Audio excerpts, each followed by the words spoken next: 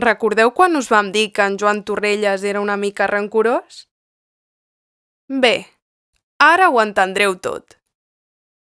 Aquest pirata d'estar per casa se sentia totalment derrotat i desemparat després de perdre la seva estimada nau Sant Bertran. Va estar un temps tancat a casa intentant calmar les seves ànsies de venjança.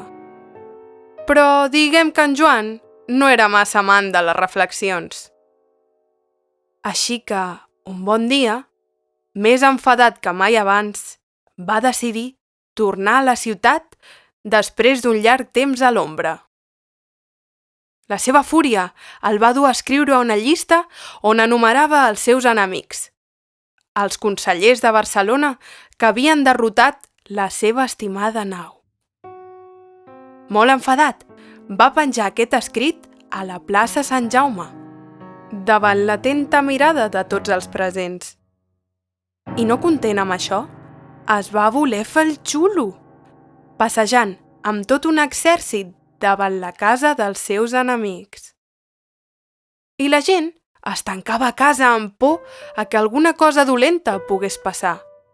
I així, mentre marxava el tio del seu castell, Barcelona va posar preu al seu cap. Els consellers de Barcelona donaran 500 florins a qui lliuri en Joan Torrelles. Viu o mort! Després d'això, en Joan va haver de passar molts anys tancat al seu castell. Moltes hores de soledat el van fer reflexionar sobre els seus actes.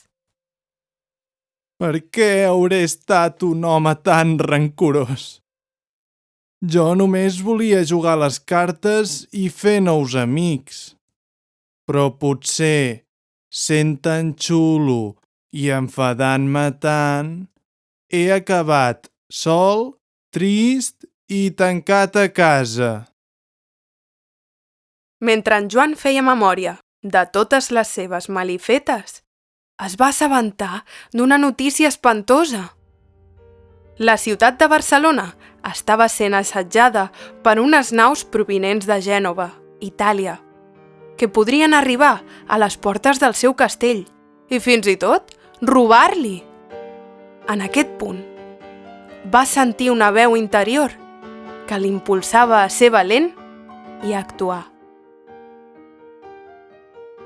Què creieu que hauria de fer en Joan Torrelles? Salvar els seus amics i la ciutat? Salvar les seves propietats?